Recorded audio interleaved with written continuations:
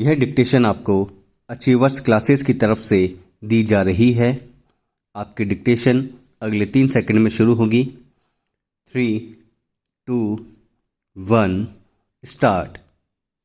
अजित पवार के राज्य कैबिनेट में शामिल होने से रांकापा में दरार स्पष्ट रूप से सामने आ गई है। हाल ही में राष्ट्रवादी कांग्रेस पार्टी के प्रमुख नेता अजित पवार के उप मुख्यमंत्री के रूप में राज्य कैबिनेट में प्रवेश से महाराष्ट्र के राजनीतिक परिदृश्य में तूफान आ गया है। अजीत की पिछले साल भाजपा के साथ थोड़े समय के विवादास्पद गठबंधन के बाद अब कैबिनेट में वापसी से रांकापा के बीच व्याप्त गहरी विभाजक रेखाएं स्पष्ट हो गई हैं।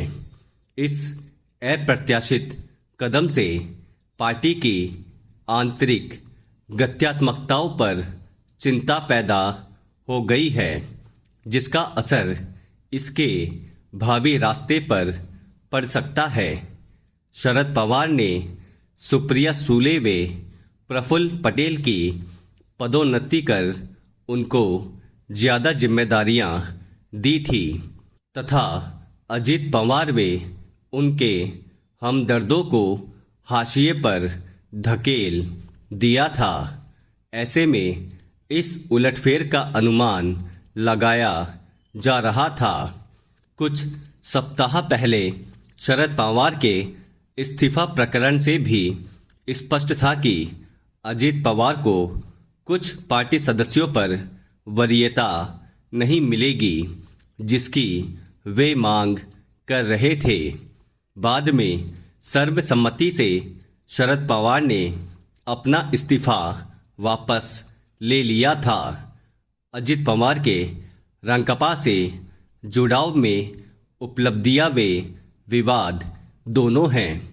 वे अपनी चालाक राजनीतिक रणनीतियों तथा प्रशासनिक क्षमता के लिए जाने जाते थे, जिससे उनको पार्टी में प्रमुख संकट मोचक का दर्जा मिल गया था। हालांकि 2019 में भाजपा से हाथ मिलाने का उनका दाव विफल रहा और महाराष्ट्र की वह सरकार चंद दिन ही चली। इससे राजनेता के रूप में उनकी छवि खराब हुई तथा कद्दावर शरद पवार से उनकी निकटता में भी कमी आई।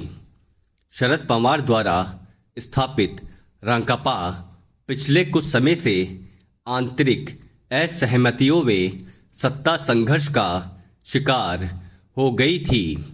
वैसे भी इस पार्टी में ऐतिहासिक रूप से गुटबाजी हावी रही, जहां विभिन्न नेता अपने प्रभुत्व के लिए संघर्ष कर रहे थे। पिछले साल अजित पवार के विवादास्पद निर्णय ने इन विभाजनों को और तीखा किया तथा पार्टी में गुटबाजी और तेज हो गई। पैरा शरद पवार के विश्वास पात्र रांकापा नेताओं का एक हिस्सा भाजपा के साथ जाने के अजित पवार के निर्णय से अत्यधिक आहत था तथा वह इसे पार्टी की विचारधारा व सिद्धांतों से धोखा मानता था। अचानक हुए इस बदलाव से रांकापा को भी बहुत निराशा हुई है, जिसने महाराष्ट्र की सत्ता में आने के लिए शिवसेना और कांग्रेस के साथ गठबंधन बनाया था। इस कदम से न केवल रांकापा के भीतर मतभेद बढ़े हैं, बल्कि उसके गठबंधन सहयोगियों में भी चिंता व्याप्त हो गई है। अजित पवार की पिछली कारगुजारियों को देखते हुए शिवसेना व कांग्रेस ने उनके सरकार में पुनः प्रवेश के प्रभावों पर चिंता प्रकट की है। इससे इन पार्टियों के पहले से ही नाजुक संबंधों पर और दबाव बढ़ा है। अजित पवार की पाला बदल के बाद रांकापा में कार्यकर्ताओं में विश्वास व एकजुटता पैदा करने की भारी चुनौती है। पार्टी को विभिन्न गुटों को साथ लेकर एक संयुक्त मोर्चा जैसी स्थिति बनानी चाहिए जो महाराष्ट्र के सामने उपस्थित मुद्दों का समाधान कर सके। रांकापा तथा उसके गठबंधन सहयोगियों की इज्जत और विश्वसनीयता दांव पर लगी है और उनके लिए समझदारी से काम करना बहुत जरूरी है। कैबिनेट में अजित पवार के पुनः प्रवेश से रांकापा की एकता व दीर्घकालीन संभावनाओं पर काली छाया मंडरा रही है।